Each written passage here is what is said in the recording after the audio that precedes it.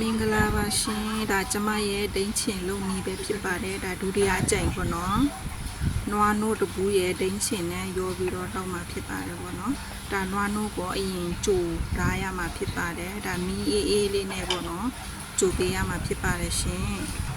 ဒါပပွားဆူလာတဲ့အထိဒါတဖြည်းဖြည်းနဲ့မီးအေးလေးနဲ့စိတ်စိတ်လေးနဲ့ကြိုပေးရမှာဖြစ်ပါတယ်ရှင်ပေါ့နော်ဒါကြို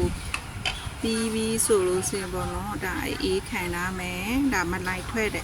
နေတယ်ပေါ့နော်မလိုက်ထွက်တဲ့အထိကြိုပေးရမှာဖြစ်ပါတယ်သူကနည်းနည်းပြေးလာပြီဆိုလို့စင်ဒါမိပိတ်လို့ရပြီပေါ့နော်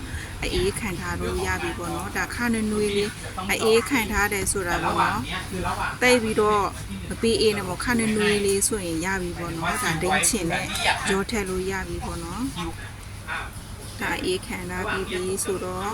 ဒါဒိန်းချင်နဲ့ရောမှာဖြစ်ပါတယ်ရှင်ဒါဘူးထဲမှာပေါ့နော်ဒါခါနွေးလေးဘူးထဲမှာထည့်ထားပြီးတော့ဒါဒိန်းချင်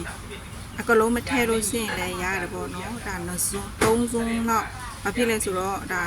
နွားနို့ဘူးသေးလေးอ่ะပေါ့နော်ဒါ7မှာနွားနို့အစ်တော့မရှိဘူးပေါ့နော်ဒါ7ကနွားနို့ပဲဝယ်တာဖြစ်ပါတယ်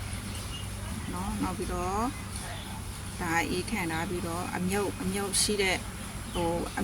ဟာတွေခါထုတ်လိုက်မယ်ပေါ့နော်အမြုပ်ရှိတဲ့ဟာတွေခါထုတ်လိုက်မယ်ဒိန်းချင်နဲ့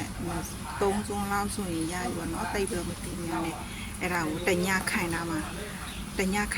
ပေါ့နော်ဒီမှာအမြုပ်တွေခါထုတ်လိုက်မှာဖြစ်ပါတယ်အမြုပ်တွေခါထုတ်လိုက်ပြီးတော့အဖုံးတွေပိတ်မယ်ပိတ်ပြီးတော့အဝတ်တစ်ခုနဲ့ဖုံးတာပေါ့နော်အဝတ်